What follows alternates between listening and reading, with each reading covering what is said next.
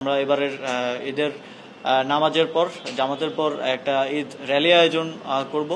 আনন্দ মিছিলের পরবর্তীতে আমাদের একটা সাংস্কৃতিক অনুষ্ঠানেরও আয়োজন থাকবে। বাণিজ্য মেলার যে পুরাতন মাঠ আছে সেখানে এবার কেন্দ্রীয়ভাবে ঈদের জামাত অনুষ্ঠিত হবে এবং সেখানে ঠিক আমাদের যেভাবে গ্রামের ঈদগাহের পাশে ছোট করে মেলা থাকে, যেখানে বাচ্চারা কিংবা শিশু কিশোররা সেখানে কেনাকাটা করে এবং ঈদ উদযাপন করে, সেরকম মেলার আয়োজন থাকবে। কারো ঈদ যেন ঘরে বসে ঘুমিয়ে কিংবা টিভি দেখে না কাটে। প্রিয় নগরবাসী, আপনাদেরকে অগ্রিম ঈদ মোবারক। আমরা এবারের ঈদটাকে নতুনভাবে সুন্দরভাবে উদযাপন করতে চাচ্ছি।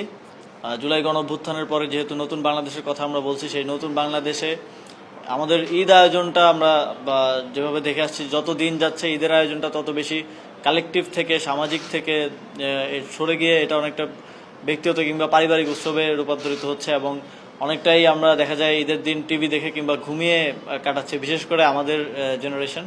সেই জায়গা থেকে এবারের ঈদটাকে আমরা নতুনভাবে আয়োজন করার, উদযাপন করার একটা উদ্যোগ নিচ্ছি।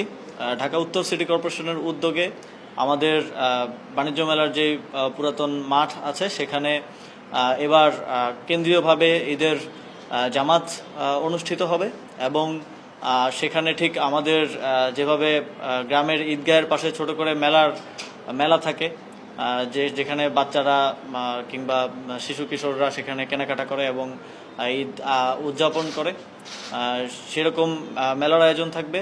একই সাথে আমরা আমাদের যেই পুরাতন ঐতিহ্য সুলতানি আমলে হয়েছে, সর্বশেষ 1800 সালের দিকেও এই অঞ্চলের মানুষ ঈদের নামাজের পর একটা ঈদ র্যালি করতো, ঈদ মিছিল করতো।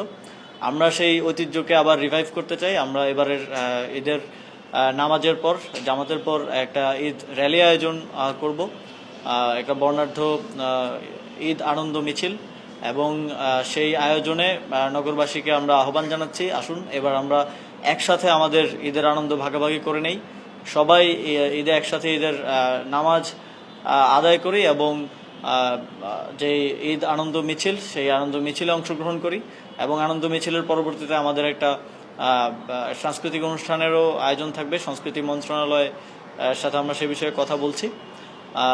সর্বোপরি আমরা আশা করছি যে আমাদের এই অঞ্চলের মানুষের ঈদ উদযাপনের যেই সংস্কৃতি, ঈদ উদযাপনের যেই কালচার রয়েছে সেটাকে আবার পুনরায় রিভাইভ করা এবং ঈদকে একটা কালেকটিভ অনুষ্ঠানে পরিণত করা এবং কারো ঈদ যেন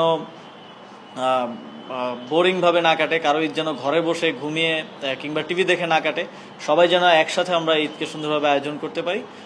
সেজন্য আমাদের এই আয়োজনে আপনাদের সকলকে অংশগ্রহণ করার আমরা উদাত্ত আহ্বান জানাচ্ছি। কেন্দ্রীয় ঈদগাহ ময়দানের যে লোকেশনটা সেটা একেবারে ঢাকার দক্ষিণ পাশে পড়ে যায়, আমাদের হাইকোর্টের পাশের প্রাঙ্গণে।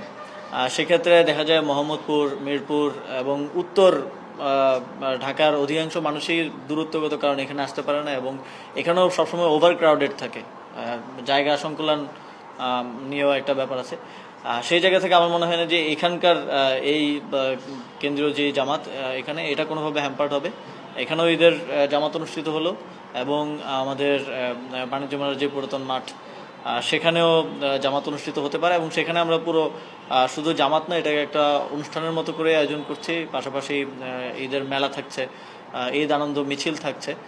সুতরাং এটা একটা মোটামুটি কর্মসূচির মতো কয়েকটা কর্মসূচি মিলিয়ে এবারের ঈদ আয়োজনটা সেখানে আমরা করছি এবং পাশাপাশি যেহেতু সময়ের স্বল্পতা আছে সেজন্য আমরা সারা দেশে আয়োজনটা আনুষ্ঠানিকভাবে করতে পারছি না, তবে আমাদের আহ্বান থাকবে গুরুত্বপূর্ণ শহরগুলোতে মানুষ স্বতঃস্ফূর্তভাবে যদি কেউ উদ্যোগ নিতে চায়, আয়োজন করতে চায়, সেক্ষেত্রে আমাদের যে প্রতিষ্ঠানগুলো আছে, সিটি কর্পোরেশন, জেলা পরিষদ, তারা সহযোগিতা করবে এবং আগামী বছর থেকে আমরা এটাকে আরও বড় পরিসরে আয়োজন করতে চাই এবং সারা দেশে এই সুযোগটা একসাথে ঈদ উদযাপনের একটা ন্যাশনাল প্রোগ্রামের মতো করে এই সুযোগটা সবাইকে দিতে চাই।